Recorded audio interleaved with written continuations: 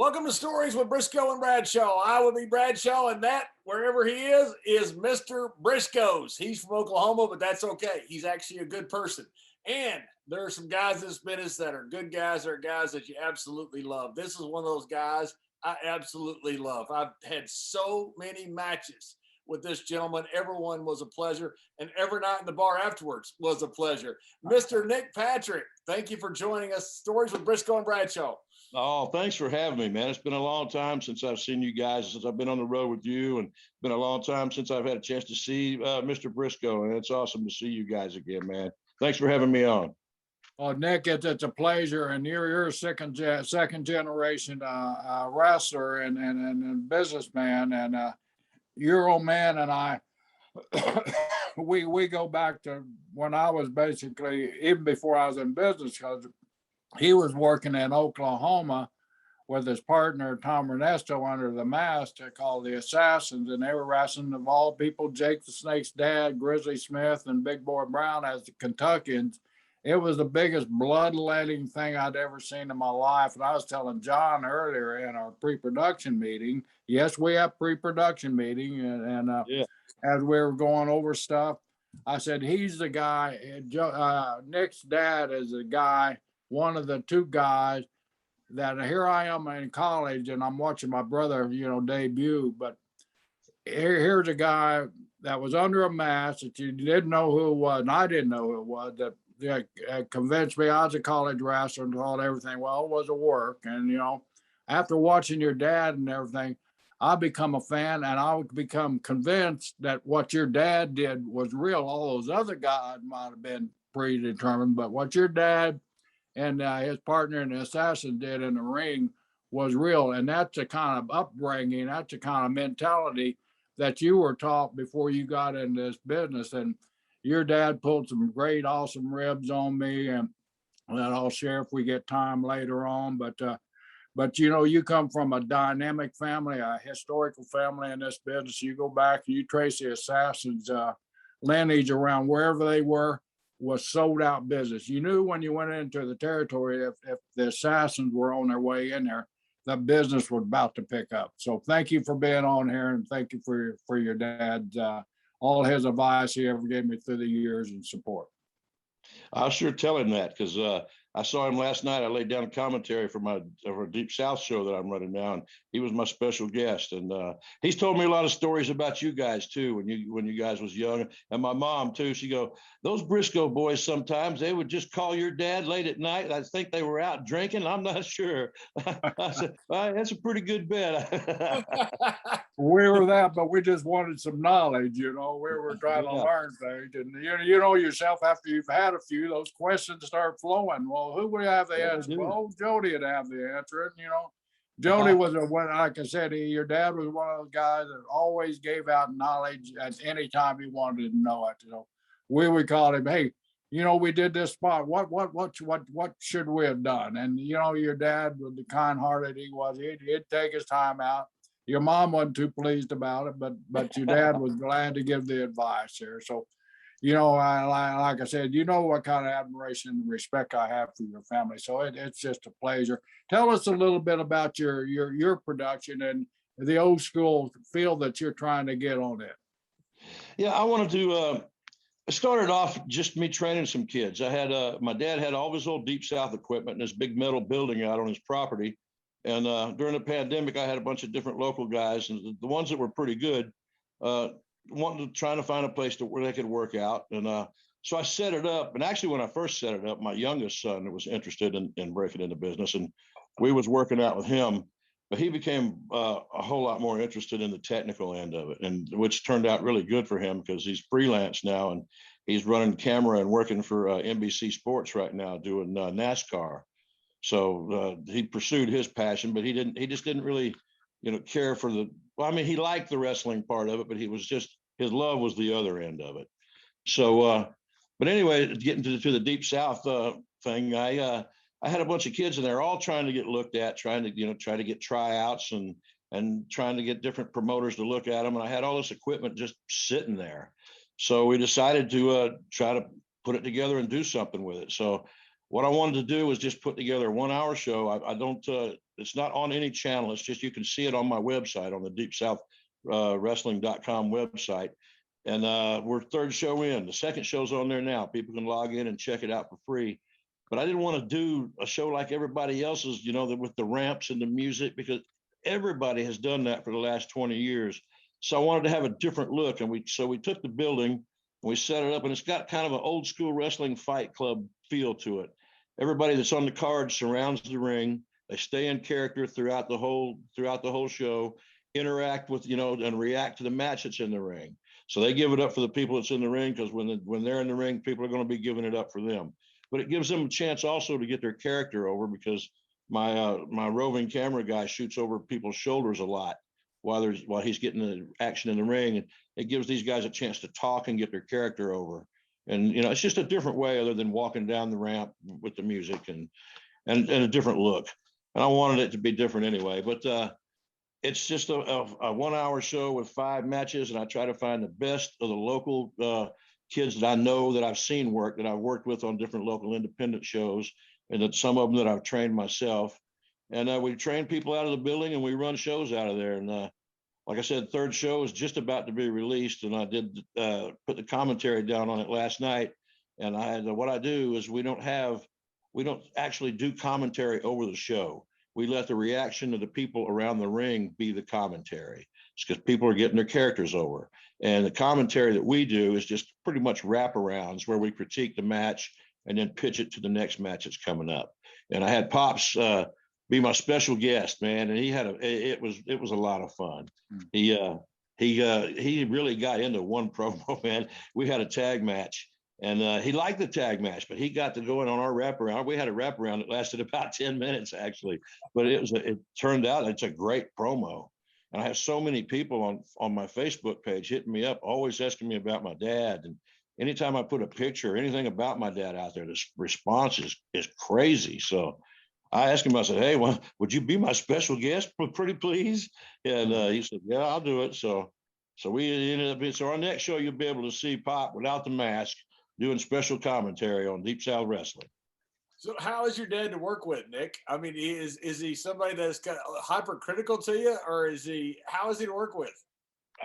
He was really easy to work with. He would want you to do your thing, and he wouldn't drill you very hard, but he would get you to the side and tell you what you did right, what you did wrong, and it was very helpful to me, because I've been listening about psychology and stuff since I was a little kid, right? My first gig in the business, I was ring announcing in the 6th grade. And my dad would take me in the summertime on roads with him. And there'd be little towns like, I think Americus, Georgia was, I went, they didn't have I was scared to death to talk in front of people back then too. I was that kid in class that when everybody had to take turns reading, I was like hiding behind somebody, man. I didn't want them calling my name. I was like, oh my God, please don't call me.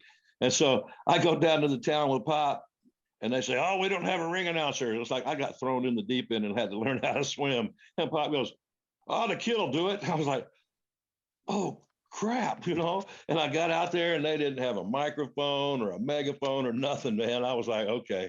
So I had my little piece of paper with all my information. I think I'm in the 6th grade. Yeah, I'm in the 6th grade.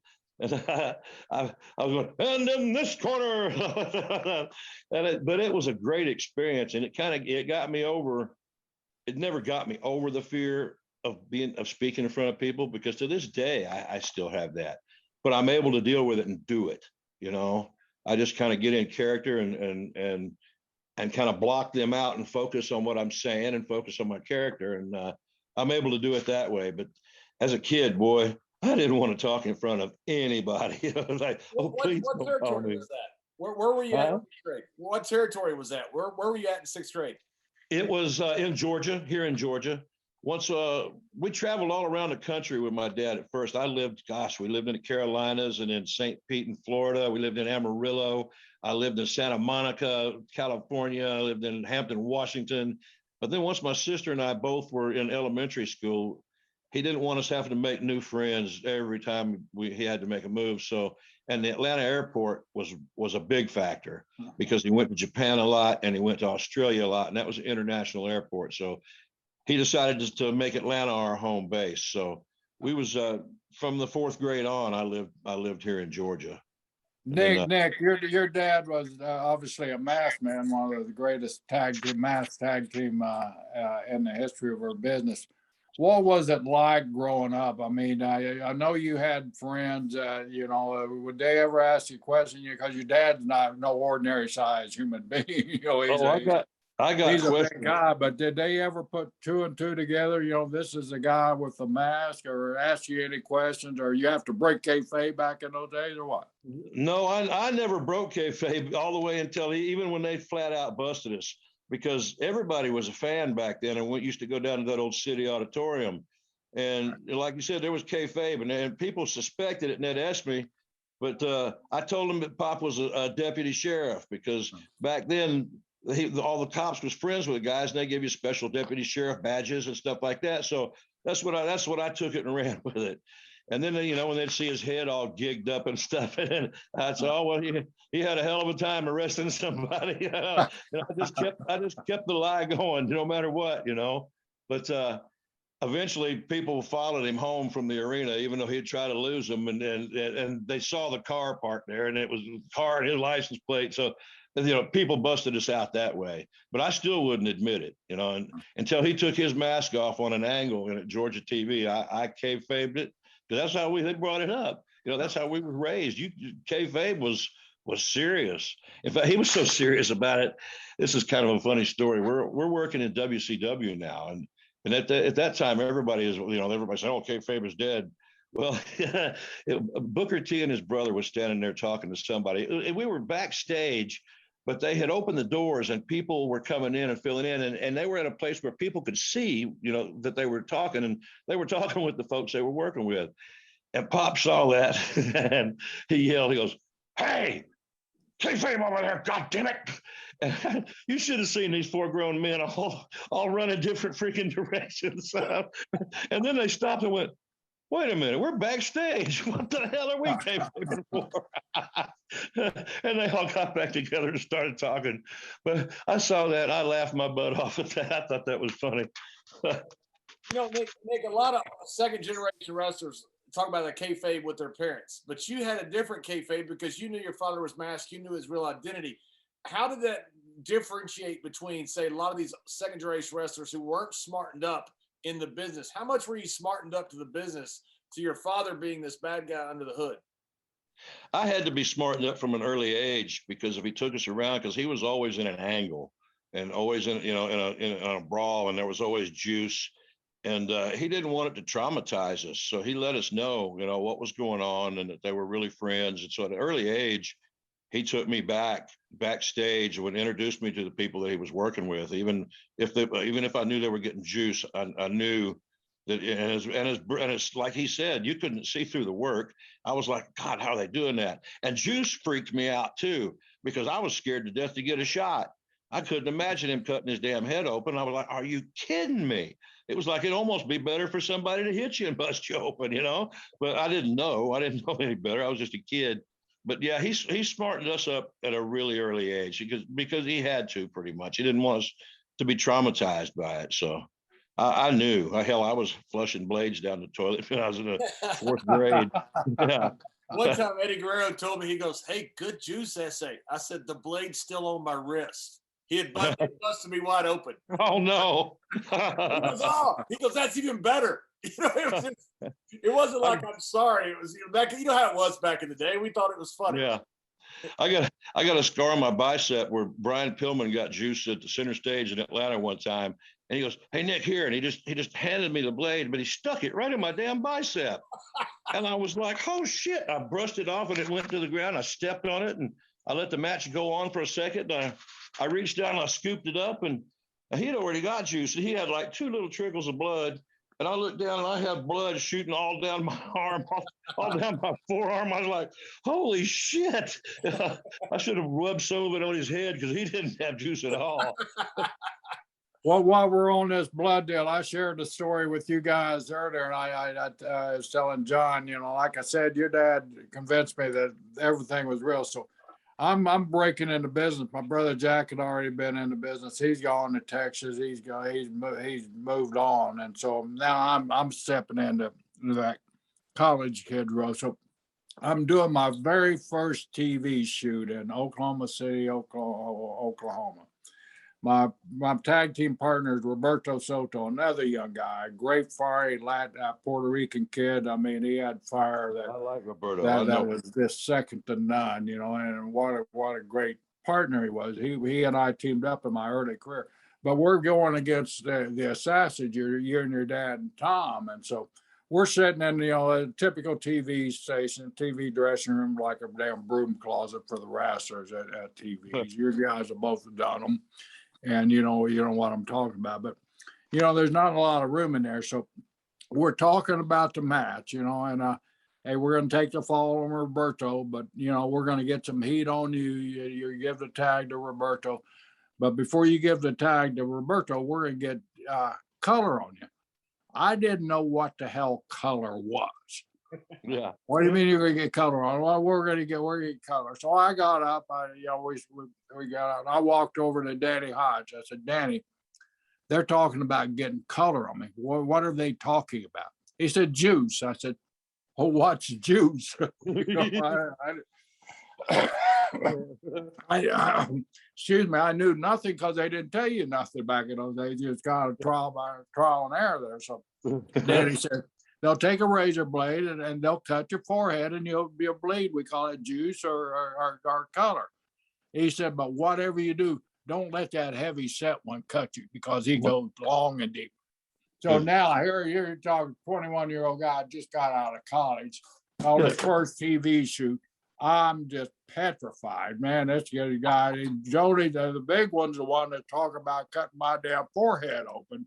And so, you know, of course, all the guys get word of, oh man, he cut this one guy, he cut him from, you know, ear to ear.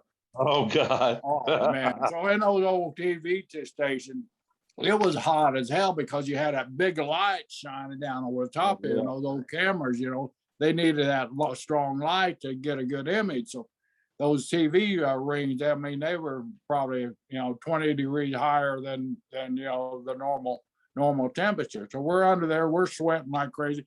We're going into a match. All of a sudden it comes time. All right, kid, here we go. So I was just out of college. Like I said, I had the hair down to here. So I feel him pulling my hair back.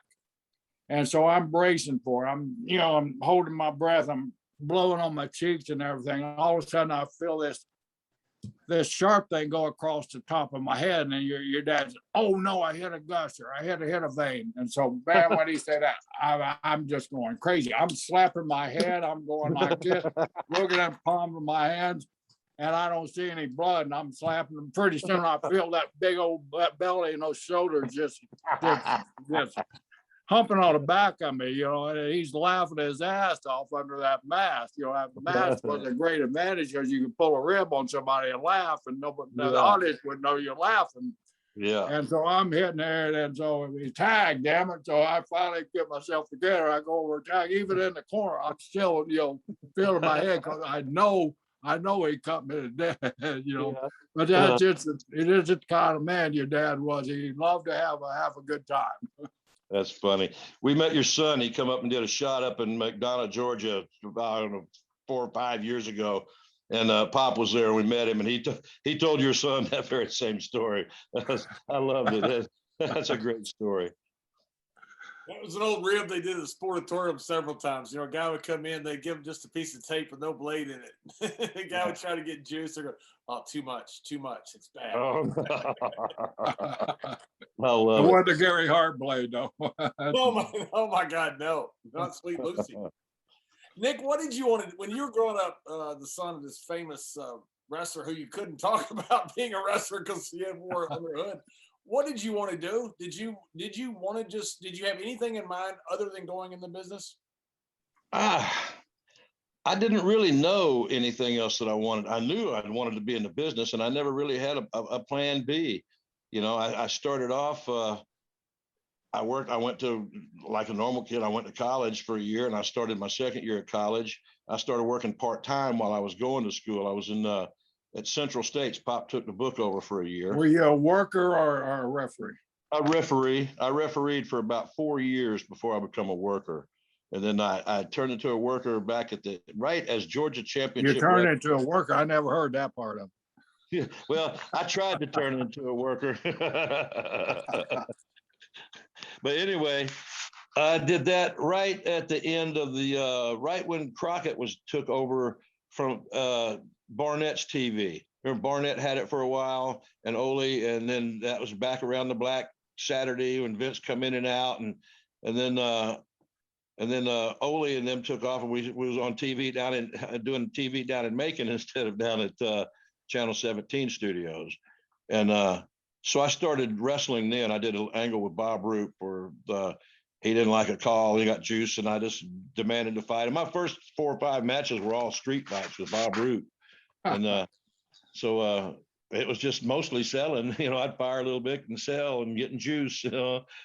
Actually getting juice. He didn't do the fingernail deal to me, but it was a great experience. And then, but I always wanted to be a wrestler. But I started off as a referee because that was what was available. I was going to college, and I went to a town with Pop, and it was Fort Dodge, Iowa. We was going to, and there was a big blizzard, and half the crew didn't make it. So Ronnie Etchison was going to referee. So he decided he was going to work, and they had me referee. I'd never, I'd ring announced before as a little kid, but I'd never been in the ring before as a ref. So Pop pulled me aside and told me what I needed to do and what to look for. So I was okay. So I went out and I did it, and Ronnie Etchison wrestled, and I refereed all the matches, and they liked my work. So they asked me if I wanted to work and help their referee on their TV tapings and maybe do 1 show a week. So I was like, yeah.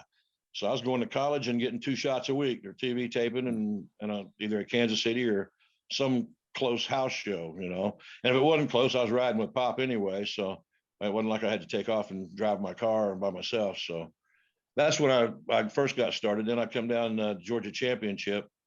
And when I first come down there, it was like I was out of school, and I'd worked part-time a little bit, but the wrestling wasn't open yet. So I went to work at Winn-Dixie, and I was in the meat department, training to be a butcher. And then a spot opened up for a referee spot at Georgia Championship Wrestling because I think Teddy had become a manager or something happened, and they had another kid that was a ref that got in trouble, and they fired him. So they needed a spot, and Pop threw my name in there, and there I was. So that worked out good for me. It worked out good. You had some great young men also refereeing that were great mentors to you, Spanky McGowan and Ronnie West and some Charlie Smith, that crew there. Some of the legendary referees of the business. Oh yeah, I rode around with Charlie since I was a little kid. It was fun. One time we was riding to Savannah, Georgia. Yeah, Charlie probably refereed your dad first. Oh yeah, I'll be dang. Yeah, he refereed the match that Pop did with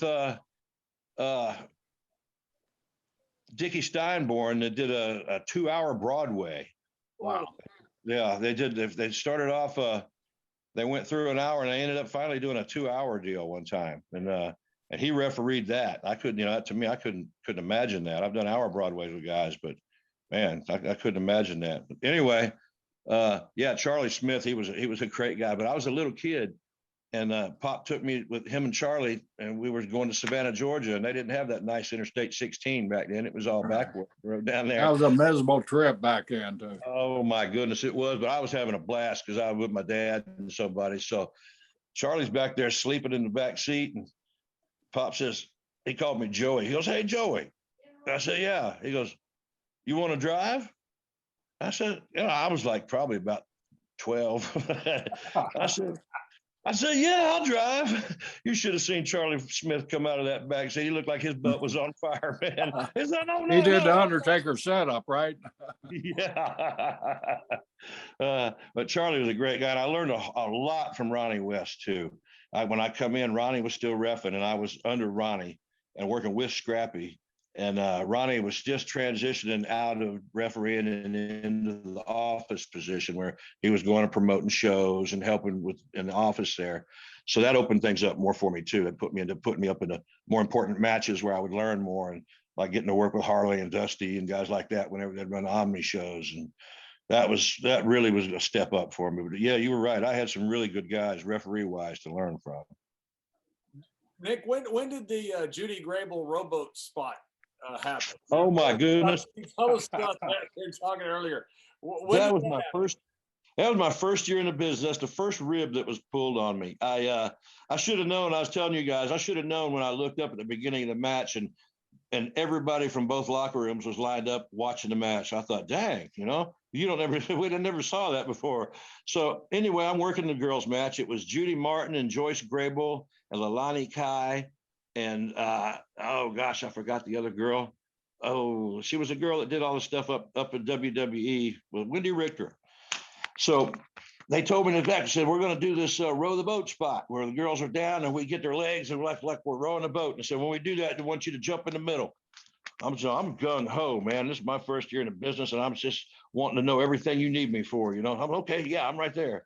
So they go into the row the boat spot, and I jump right in the middle. As soon as I jump in the middle, they quit rowing the boat and they just glom me, and we all go down a pile. And one of them was underneath me. I think it was Joyce Grable that was underneath me. And the other three are on top of me, and they started wailing on me. They was hammering my ass. And so I was concentrating on them beating my ass. And I was like, holy crap, I was covering up. And while that was happening, Joyce had undone my belt and undone my pants and unzipped my pants. And my pants was starting down. And all of a sudden, just right on cue, they all four jumped up. And there I sat with my pants coming down in front of that crowd. And I wasn't expecting that. And I jumped up. My eyes had to have been like cue balls. I was like, ah! And I put my pants up and I was buttoning them. And I looked up and the guys were rolling on the stage. And I was like, oh, okay. Now I know. Next time I see everybody's watching, I better be looking for a rib. That was the first cue when everybody come to the curtain and you knew something was going to happen. Yeah, I should have, but I was so green, I didn't know at that point. I thought, boy, everybody's watching the match. All right, this is going to be great. It's they was watching all right. Nick, you've had some great experiences in the business, but you mentioned something that's very curious to me. I've heard a lot of stories, a lot of different stories, but I hadn't really heard an insider story on what the inside action was. You mentioned Black Saturday, which in my family it's known as Green Saturday. There you go. There you go. But were you at the studio the day that Gorilla and them walked in and took over, or were you there? Yes, sir, I was. In fact, what was the feeling when you guys saw? Were there any? Did you guys know ahead of time, or what? No, was you warned, or what happened? None of the boys. Walk us through that morning, because you had to be there at 7:30 in the morning or some ridiculous hour like that. Oh yeah, none of the boys knew anything. I don't know what Ole and Barnett and those guys knew, but they didn't let on to any of the guys, and we just there like normal business day, and only they weren't there, and I didn't see Gorilla, because what I used to do when I got there, Jerry, and I always knew, because back then it was kind of weird. Ole it was still kayfabe in a lot of people's minds, and it was a transition time of TV and television, and it was like we were kayfabing the TV guys about, and I was like, how can that be? And I knew eventually there was going to have to be a transition time. So what I used to do is when I wasn't working in my match, I'd go stand in the control room and I would listen to the director. Okay, cut the camera this camera back. And I was listening and learning how they did that, because in my mind, I thought one day there's going to be a spot where somebody's going to need to be the liaison, letting these people know what's happening, so they can get, because they weren't doing that yet, and I'm sure Vince was already doing that. I'm sure his people were already smart, but they were kayfabing our camera. But they made smart. The director was smart because he said, but none of the camera people, they tried to kayfabe on them. So anyway, I'm in the control room listening to the camera, and Vince was standing there. I didn't know who he was. I had no clue. I'd never seen him, or even I'd heard of Vince Senior, but I'd never heard of him. But I saw him. I didn't even introduce myself to him. I didn't know who he was. I thought he was like some Turner executive, and I didn't want to bother him. So yeah, what a mistake. Damn, I could have got my foot in the door right then. But yeah. Anyway. But I'm a young green dumbass. What the hell? I didn't know.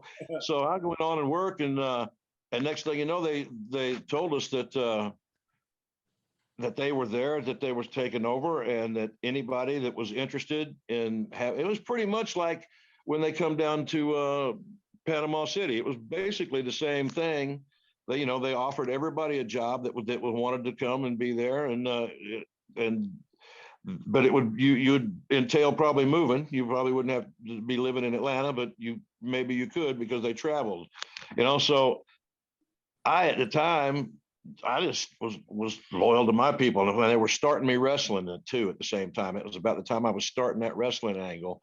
So I went ahead and stayed with Ole and those guys instead of making a jump. Plus, I had no idea who Vince was. I knew he was some guy from New York. I had no clue. I had absolutely no clue of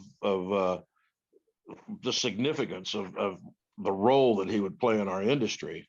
I just thought he was just some guy from New York that had come down there. And but I should have known when they had taken over, and all of a sudden we're going down to Macon doing TV. But my deal was that I was starting to wrestle. I didn't want to go back to being a referee, and I didn't want to move to New York. I was just like, I was only like 19 or 20 years old. Well, I was a little older than that. I was in my very early 20s when that happened. And, Atlanta was my home, and I was used to doing all I thought we were pretty big at that time because we were doing tours to Ohio and to Michigan and West Virginia. Well, we're big time now. We're going to Ohio, West Virginia. But so I just stuck with them. I made a big mistake, but when y'all come down that second time and to Panama City, I made sure I didn't repeat that mistake. Yeah, I was there on that one. How did I was glad to see a familiar face too. Nick, how did it work that first time? Did Vince get together with the group, the Black Saturday, the Green Saturday, to Jerry Brisco? How did that work with you guys? Did Vince make the announcement and then tell everybody? Yeah, and Vince, I believe it was Vince. It was so long ago, and I remember him being in the control room. And then, it was Vince. He said that he's offering everybody a job, because I remember wrestling too, and a couple of people took it. It was like the TV that had to be done next week, and it was either you go do TV for him or you go do TV for the other people, or for us rather. It was us at the time.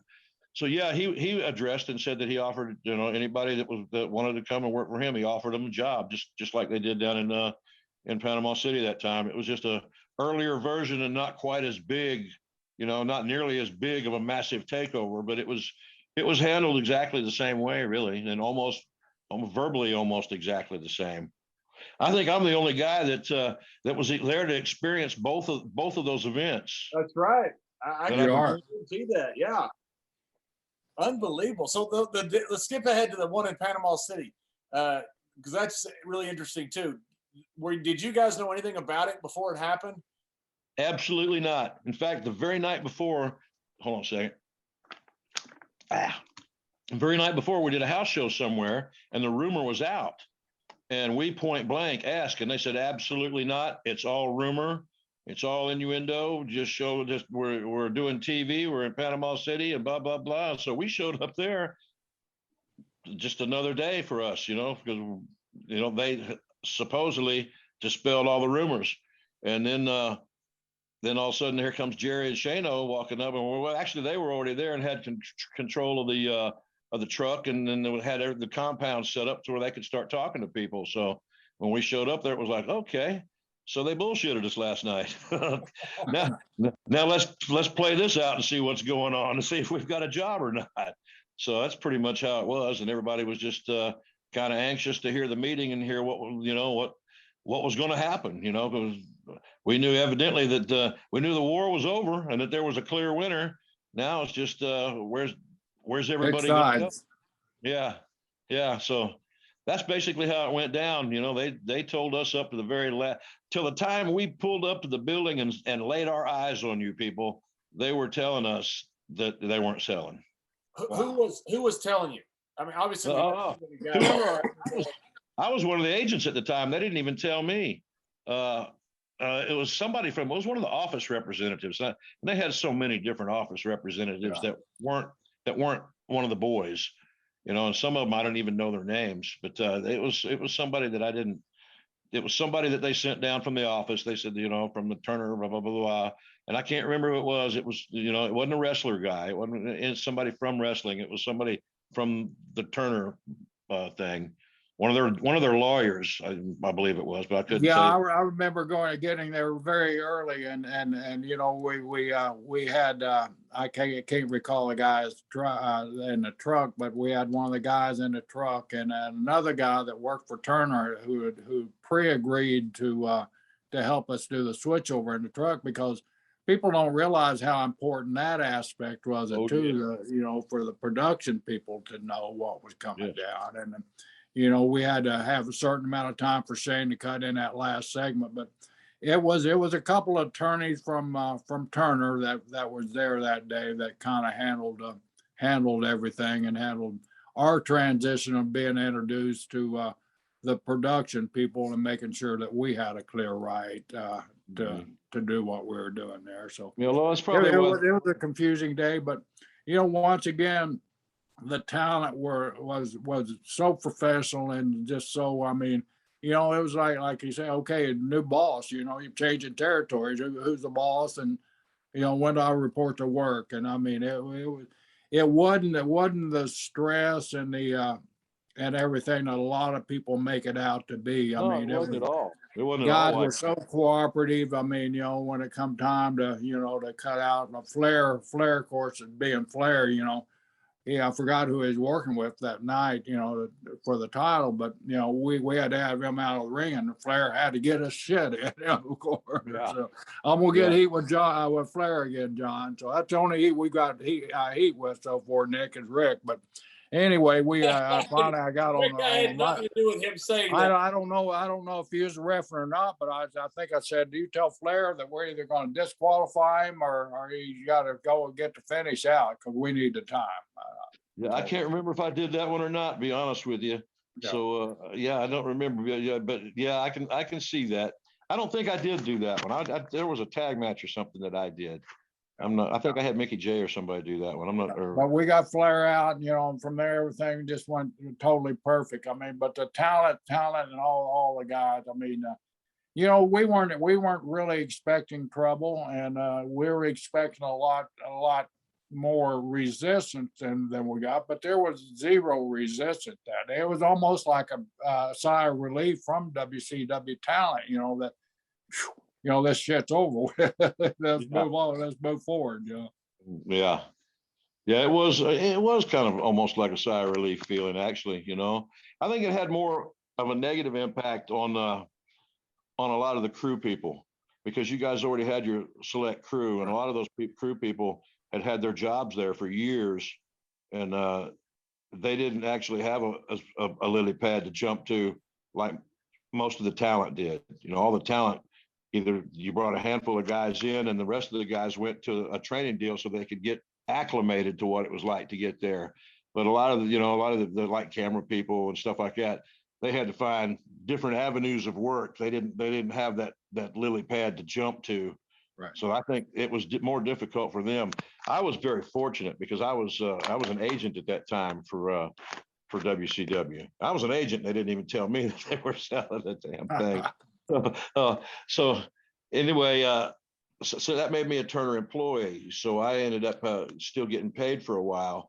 And after everything shut down, I had built up enough time where I still got checks for so long. And I got my last WCW check. 2 weeks after that, I got my first WWE check. So I was just very fortunate and blessed. You were seamless. You went from one to another. That's perfect. But yeah, you just had to, you know, you had to roll. I mean, everybody wanted to either go work for one or the other anyway. It wasn't like there was a real war, like, you know, we hate you guys, you know, because you got to always keep those doors open. You know, you want to be better than the other people. You want to, you know, you want to win, you want to be the best. That's just the competitive spirit. But you don't want to, you know, hell, everybody wanted to go and work up there. You know, that's because you guys had the reputation for making stars. There were so many people down in WWE that had great talent, had gimmicks, and had stuff, but they never, either for one reason or another, got put into that mega star spot. And you guys knew how to create them and build them and present them and make them mega stars. So a lot of people wanted, you know, they were happy to, you know, this is an opportunity to become bigger than I am now. That's one thing that was important during that era that a lot of people I think have mischaracterized since is the boys and girls. Some of the boys as a gender neutral term. The boys didn't dislike each other. We didn't hate the guys at WCW. No. We understood it was a war and that one side was probably going to win and one side was going to lose. Now I don't think there's ever going to be anything like that in television again, where you have two high-rated shows. We were both doing fours at the same time. And we're trying to put each other out of business, which, you have some executives that say that wasn't the case, but we felt like it was at least. But the boys didn't hate each other. I mean, it was just, No. Those guys are playing for their team just like we're playing for our team. Yeah, exactly. And you don't want to burn that bridge, because that other team, there's so many guys there that wanted to get an opportunity for some reason or another. Like I said, they didn't get that thrust. Boy, they went up there and they got it. So that made everybody else know that there was another opportunity, that if they're going to pigeonhole you here and you're not going to break beyond, then there is some place where you may have a chance to break beyond, and it was that way for a lot of different characters that went up there, and they may not have become, well, Stone Cold's the number one, and Undertaker, you got to put him up there too, I mean, my gosh, I remember a lot of guys coming to my dad and asking him, what do you think I should do? I mean, I can't do this, I can't do that. I got this great idea. Pop told one of them one time, he says, well, I'd save that idea and pitch it up there, because if you pitch it down here, you're going to see one of Ric Flair buddies doing it on TV next week.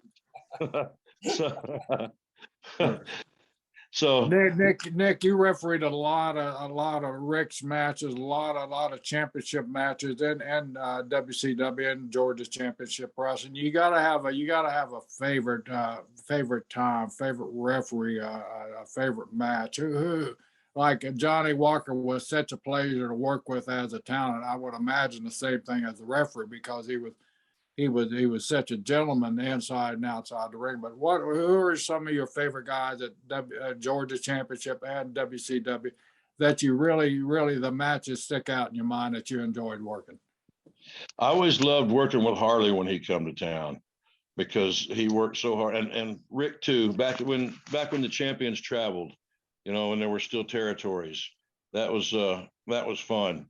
They work differently when it was just become two big companies. When it was actually territories, and we had the designated champion, and he went around and worked with somebody different everywhere he went.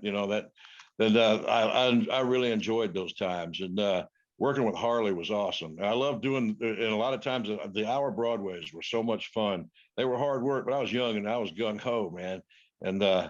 And working, Flair was really good at the first ever hour Broadway I did was with Harley, but Rick was really good at doing it, and he did it all the time. And I remember him and Tommy Rich's matches were really good. I enjoyed doing tag matches a lot too, and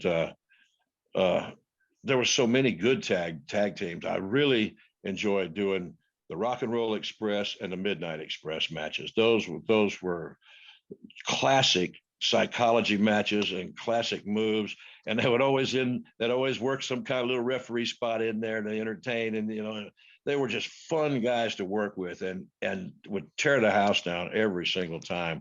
There wasn't like any particular match that I could point out, because back then you worked every night somewhere, and it would be the same people matched up in a lot of different places, but working with those guys, his tag matches were incredible. That was a lot of fun. And in WCW, like I said, working with Buzz Sawyer was fun back in the day. Buzz was a nut, but he was fun to work with back in the day. And it's in Georgia Championship Wrestling, he had a great reaction, and a lot of people had a lot of negative about Buzz, but I'll give it to him. When I was first starting to break in and I was going to wrestle and they were going to do the gimmick with me, I had 4 guys that would show up in towns and work out with me, and Buzz was one of them. Buzz, Ronnie Garvin, Tim Horner, and Brad Armstrong. I was in the ring with those 4 guys. We'd get to towns early, and I'd get in the ring with all 4 of them, and we'd go till I blow every time. And I'd buy me a trash can, go throw up, and I'd be good for the day. I'd get my breath together and go ready to go referee that night. But that was those were fun days, and working with all those guys was was incredible. Working with Steamboat and Flair was an awesome combination to work with. That was a really a lot of fun.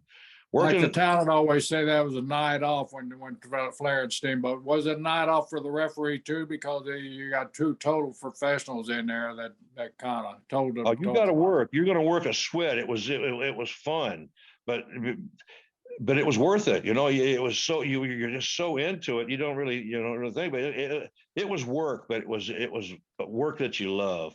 It's hard to explain it's hard for people to understand when you're in the ring performing in front of people. It gives you a feeling, and the people are a sold out crowd responding to every move you make and everything you do. I get chill bumps right now just talking about doing that, but it gives you a feeling that's it's hard to describe, and it's hard to duplicate in any other way. I mean, there's moments that you always remember, but in life, your children being born and stuff, but and those are different emotional, but being in front of a crowd of people that where you can actually, they're so damn loud, it's like being in a drag race. You can feel the sound.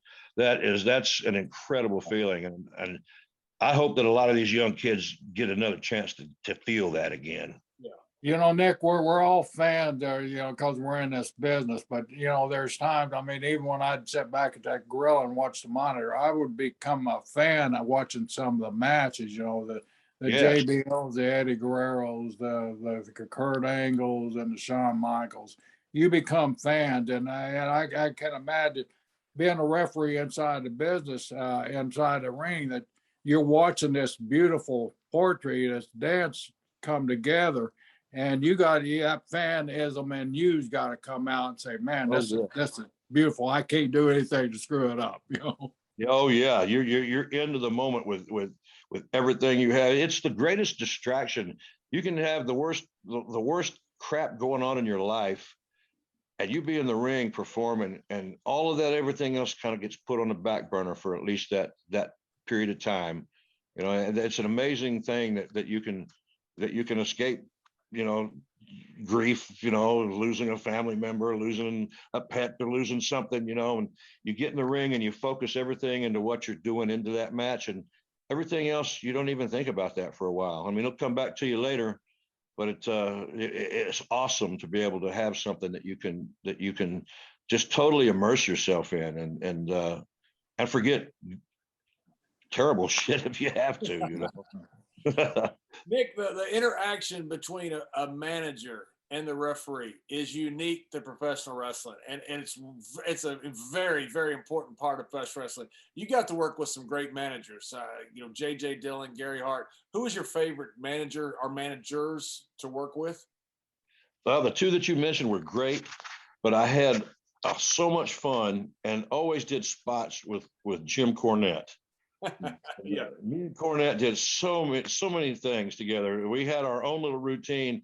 We'd have a 5-minute routine in the middle of the match, and then they'd get back to doing stuff. It was insane. But he was so much fun to work with, and fun to listen to too. Cornette is such a high-strung character.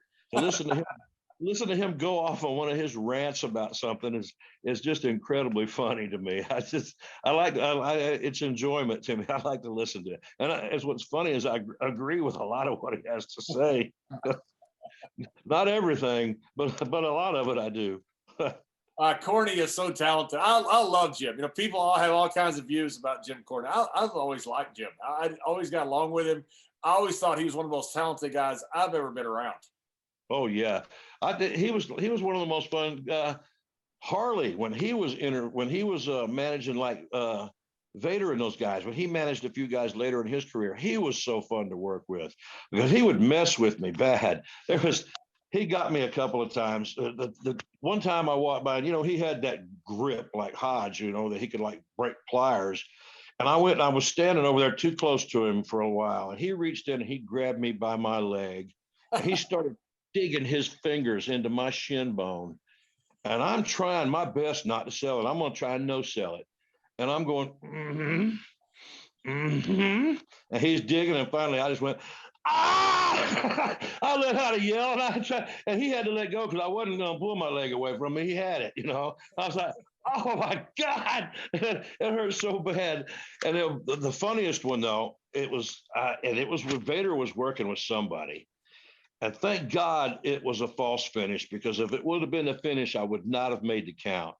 I went straight in to make the count. I went one, I went two, and when I went up to do the false, he Harley from the apron goosed me in the ass with his thumb, and I shot straight to my feet. I would, if it would have been a 3 count, I wouldn't have made it. I went, wah! I looked like Grizz Smith when somebody goosed him. I jumped straight to my feet. And I looked at him when I did that. He started laughing and had to turn away because he wasn't expecting that big of a response from me. You know, hell, I wasn't expecting that big of a response from me. But I shot right straight to my feet and went, bah! And thank God it wasn't the finish, because I sure wouldn't have been there to make it. Nick, in about '96, you became an NWO referee, and you had that one pay-per-view where you did every single match. But oh my goodness, yeah. You guys were killing us. I know us being WWE, me and Jerry up north, at least as far as the office was up north. They always called it up north. Did you think at that time, because I remember being there at WWE not knowing who was going to win. I mean, you know, you guys were so far ahead of us. You had deeper pockets. It seemed like everything was rolling. The NWO was on fire. Did you guys think at that time, did you think that we're going to win this war at that time? Yeah, at that particular time, everybody did. Yeah, because there was a time that we were on fire everywhere we went, and there were so many people that were starting to jump ship and come down there. It created the illusion that we were in firm control and going to win it. It's what it. Yeah, we did have that feel, and everybody did think that we had seized control and was going to stay number one forever. Little did we know. Jerry, I never talked to you about it. I mean, that's kind of how I felt. I mean, WCW was killing us at the time, and the talent was all jumping ship, and they had the hottest angle, maybe one of the hottest angles in wrestling history with NWO.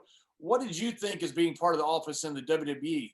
Did you think that, were you guys worried that this was a war that you were going to lose? Well, I was sitting next to Vince McMahon at the time when they were kicking our ass like that every week. I mean, we traveled together, and we weren't really allowed to talk about it, but it got so bad. Like you say there at the end. I mean, you know, and Vince would literally say, we got to start picking this shit up, or we're not going to be around much longer. They're going to kick our butt. So there was fear. There was fear that we were going the wrong direction. But you know, as confident a man as Vince is, he had that plan, he had that vision, and you know, he just needed the right pieces of the puzzle to fit it together. And when we started, you know, getting Austin and getting Mark and getting some of these guys hot, you know, and getting actually disposing of some of the negative issues that was in our dressing room at the time, and we sent them to you basically, or they were welcome and delivered to you guys with a gold package, a ribbon on them, courtesy of Ted Turner. But we started feeling the change, and then, you know, we started getting a few guys hot. But yeah, as an office employee, that guy that was sitting next to Vince weekly when we were getting our butts kicked, it was not a pleasant experience. And anybody that tells you otherwise wasn't sitting right in direct fire like I was. And we were worried, and we were really concerned, because number one, we knew the deep pockets, and Vince knew what his supply was, and Vince knew his pockets weren't near as deep as the guys down south. But you know, he kept to his plan and kept that motion going and kept the boat afloat. And pretty soon it started turning around. And one of the big turnarounds, Nick, was that guy sitting right there above you and me. We worked a segment that really just blew you guys out of the water, and blew professional wrestling out of the water. Whether the segment was so high, I think we had like 8 million viewers in that 15. in that one segment. We did an 8.6 or something like that, which blew every quarter hour of wrestling away, and still probably to this day still is the highest rated wrestling segment of all time. Nick, we were unopposed to you guys when Tom Jerry's talking about. You guys had TNT playoffs or something like that, and we did 8.1 overall, but the highest rated quarter hour. And me and Ron were not like the guys, we weren't The Rock, we weren't Stone Cold, that you expected from that. And just by happenstance, or fate or whatever it is, Gerald Brisco and Pat Patterson versus the Mean Street Posse, and me versus Ron, APA versus APA. That was the quarter hour that the 8.6. So me and Jerry take credit pretty much. We give ourselves the entire full credit for winning the war. Hell yeah. I take it. I don't blame you. That's a hell of an accomplishment. That's awesome. Yeah, I felt, you guys, it was a family business, and you guys had a different approach to why you was fighting. You had the other WCW we were owned by a big corporation, and they didn't want to fight. They didn't want to be in a dog fight. They wanted to be in a fight that they could win easily, but they didn't want to be in a dog fight with somebody that was their living. This is what we do this is it. Nick, you said it perfectly. It was a family business of, even though they didn't like saying it, but we were a family business of wrestling. Yes. You guys were a corporation that was in the TV business, which Vince wanted to be. Right. It's kind of vice versa, because Turner wanted to be in the wrestling business. Vince didn't want to be in the wrestling business. Turner didn't care about the TV business, but that's what Vince wanted to be in, was the TV business. So, oh yeah, once the ratings started slipping and different people getting in trouble, and they become a more of a headache to the corporation. Because that's one of the reasons we knew that eventually we'd catch you, because the leadership. We had one leader, and that was Vince McMahon, without a doubt. He was the leader of the WWE, and there were no second in command, third in commands. There was one leader, as John knows, and that was Vince. Down there, you never knew from week to week who was your boss and who was going to be making decisions. And as long as that they were making those decisions to jump management every other week or every month, when the ratings would come in, or when the quarters would come in, and they would change directions. That's when we started realizing that, hey guys, we're going to catch these guys. We're going to kick their ass, because just the leadership of Vince McMahon over Ted Turner. I think Vince kicked his ass. Yeah. I had an incident happen with me, and I've talked about it on a bunch of different podcasts. That people ask me, the big match between Sting and Hogan, and there was supposed to be a controversial count and all this. Now, something like this would never, ever, ever happen in WWE. But when I was the referee for that match, and when I got to the building, it was SummerSlam. It was like the biggest pay-per-view of the summer. I don't remember which one it was for sure, but it was the first Hogan Sting matchup, and I was the ref. Now, Eric, I had to be there early always to sign in people that got there. So Eric got there early, pulled me aside, told me what the finish was. Basic, easy finish, and disappeared. Was gone, never saw him again until the next show somewhere. So Hulk comes up to me, gives me basically the same finish, but wants me to do a real nice, slow, normal count. I'm like, okay. Sting comes up to me, gives me the same finish, but wants me to do a fast count. So I'm like, okay, well, let me find out from management what they want. Jerry, I went around that friggin' building all day long. I went in every trailer. I looked in every goddamn, everywhere. And there was nobody that would give me an answer as to which finish they wanted me to do. So I split the difference and just kind of did a normal count, but because my counts I was being a heel at that time. So sometimes I'd fast count, sometimes I'd slow. So I just did something different than what they expected. And the announcers were dumbfounded because they were expecting one thing and they didn't get it. And I was like completely frustrated. Like, I felt like they were setting me up to get fired, but I didn't, nothing happened. I think Eric was just happy that it was over and he didn't get middled and have to pick a side, because he told me the finish, and it's the same finish as a completely different finish with those two different twists, a slow count or a fast count makes it two completely different finishes, So I'm like, well, damn, which one do you want? And nobody would give me an answer. So well, that's a different. That's what I meant. We had a leader that you could always go to, as you know, and we all three of us know you had a leader that you go to, and we give you a definitive answer. Where up there, you just didn't know who was boss, and when you have an organization like that, that's dysfunctional, you're not in it for the long term, and Vince was in it for the long term, obviously. So. Yeah, and played his cards that way. They treated WCW more like a bar business. Let's get it hot. Let's start the tank. We'll get rid of it. Once it becomes an irritation, let's get it hot, get the price up, and then let's get rid of it. It wasn't like let's. But they never got the price up. No. Hey, Nick, that match that you had two different finishes. Did anybody come back and get mad at you, or did it just? No, I didn't get heat from either one of the guys, and nobody from management. I think everybody was just glad that it was over. There's somebody that sent a picture. There's a picture of all three of us in the ring before it locked up, and you can see. I got the picture. I'll have to show it to you sometime. You can look at the expression on all three of our faces. It's like, all right, what the fuck? I'm sorry, excuse my language, but that's exactly what that picture captured to me.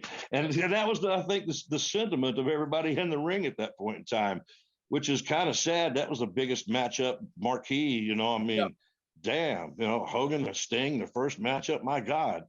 And for that to be that much of a cluster on a finish, that just dumbfounded me. That was kind of my indication that I knew that we wasn't going to fight nearly as hard as y'all, but I was going to ride that wave as long as I could ride it. You know what I mean? As long as I was still on the surfboard, there ain't no need in jumping off into the water. When you came into WWE, I saw an interview you did from somewhere, may have been I can't think where it was, but you talked about how loyal fans were to WWE and WCW, which I kind of got the same impression that fans just kind of watched both, but you saw from a very unique perspective because you came from WCW. Aside from the fans, did you feel welcome when you came in WWE? From the boys, from everybody else? Because as far as I knew, there was no animosity there, but I can't speak for you because you had to come in during that time.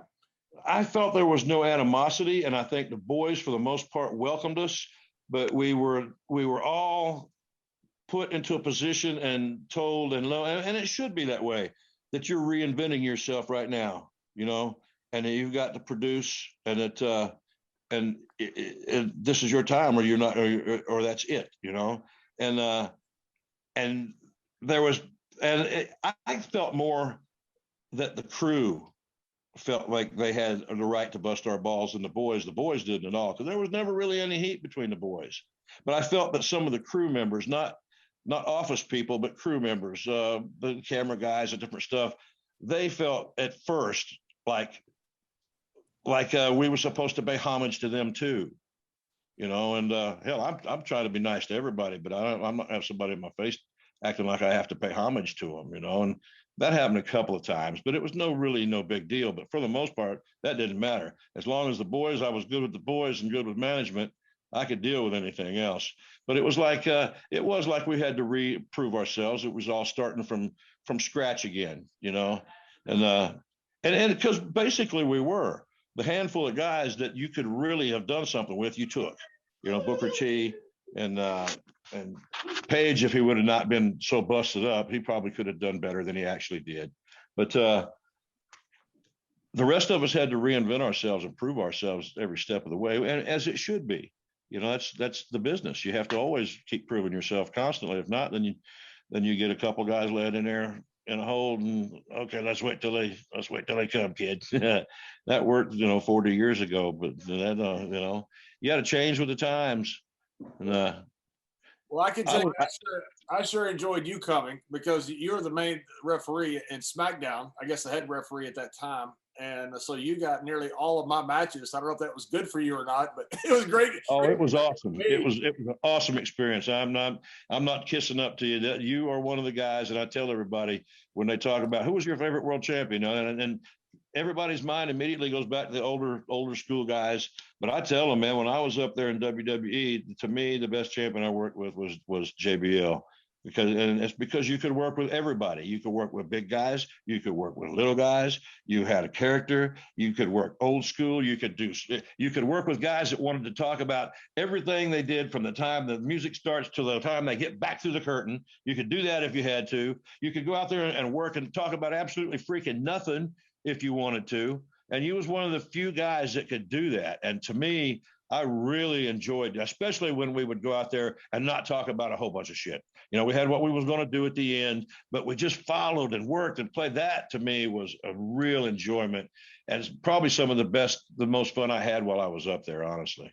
You and me and Undertaker had such a fun time out there. We literally would just, what do you want to do? Well, see you out there. Oh, that was awesome. Good with that. I was good with that. Taker was good with that. We had, you and us three had a really good partnership and had a lot of fun out there in a lot of matches, maybe 100+ matches. Do you remember that time? Oh, this is kind of funny. We were working in Japan, and you and Taker were fighting out on the floor up the aisle, and you went to go out this gate, and you couldn't get the gate open, so you went over the wall, and then Taker come after you. He went over the wall, and I was like, oh God, this is a pretty damn high wall. I clicked the gate and just walked through the gate and closed it before I stepped through that something. When we got to the back, Taker was like, damn. I was working with Taker one time in Japan. I think it was the same match. We're out in the crowd, and I grabbed his cane, and I hit Taker with his cane, and he said, did you take that cane off that man over there? It was a man that had to use the cane to walk. And I said, yeah. And he goes, it was such a heel move. I love it. Nick, I know the answer is kind of obvious, but which is easier for you to work? A natural match where, like you're saying, like a JBL match where, you know, very little's laid out, you know, they working off a reaction, or an overproduced match where you know every spot's coming, and what's the best feel for you? I like the call. I like having a structure of what we're going to do, you know, so you know, because you have to have a structure, but I don't want to know every little move. And I think that guys that lock themselves into every little move miss out on opportunities, because when you're out there working, things happen, and you know, really cool things happen sometimes. And I've seen things happen for kids that they just don't even take advantage of it because they didn't talk about it in the back. You know, it was a huge bump accidentally, somebody busting their ass, and they jump right back up because they didn't talk about taking this bump in the back. You know, I can't sell this. You know, it's like, wait a minute. You know, you learn to take advantage of things that play out in front of you a little bit more. I understand the guys that because there's different styles, and people expect different styles. They like the car crash matches, not, you know, there's a place for a car crash match, but you don't want to watch a whole card of it. And like, you don't want to watch a whole card of all technical matches. You know, you have to have a broad spectrum. You got to have car crashes, high spot guys, lucha guys, technical guys. You got to have people that make you laugh. You got to have sexuality. You got to have all of that stuff. It's I think that you guys presented it that way, you know, and it's old school was different.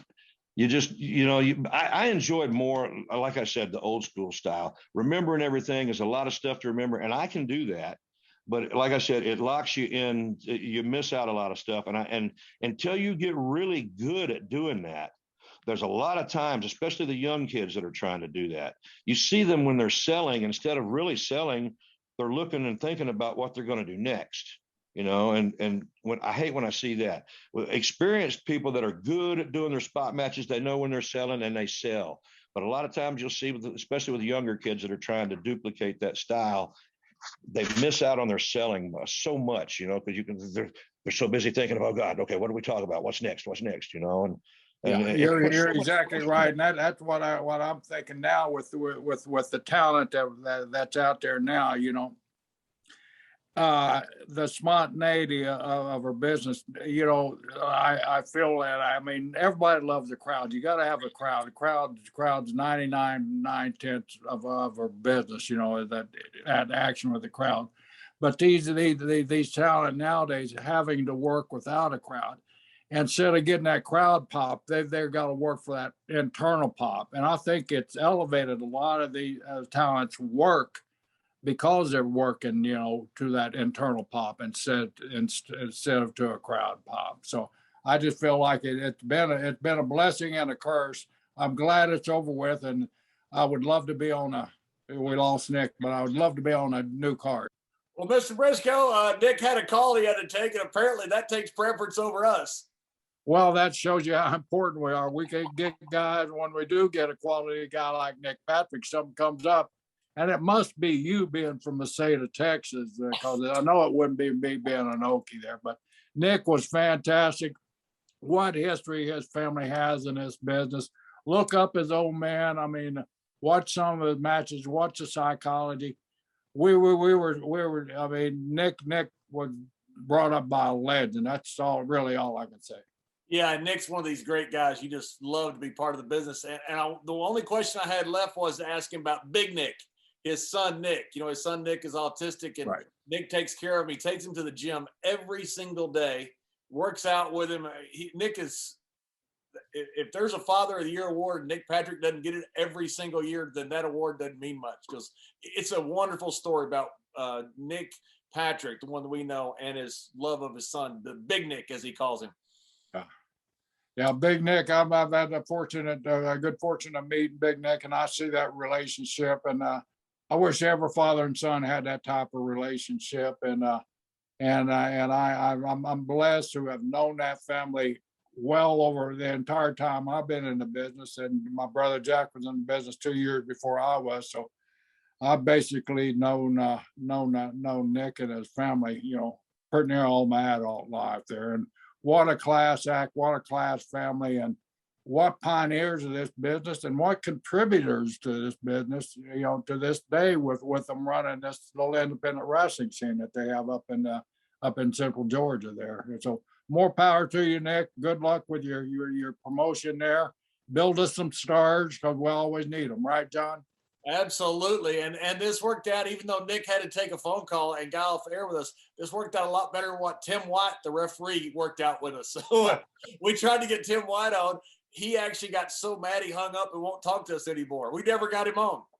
We never heard from him. We don't know if Timmy, if Timmy ever made it out of the state of Texas after hanging up on us. He might have drove right in that damn Lake Dallas. We never hear from him again. But if anybody sees Tim White out there, tell him that Zoom is your friend, and it's easy to do. That's right. Well, thank you, Mr. Brisco. I'll see you next week. As always, a pleasure, and go Oklahoma State. Oh, geez.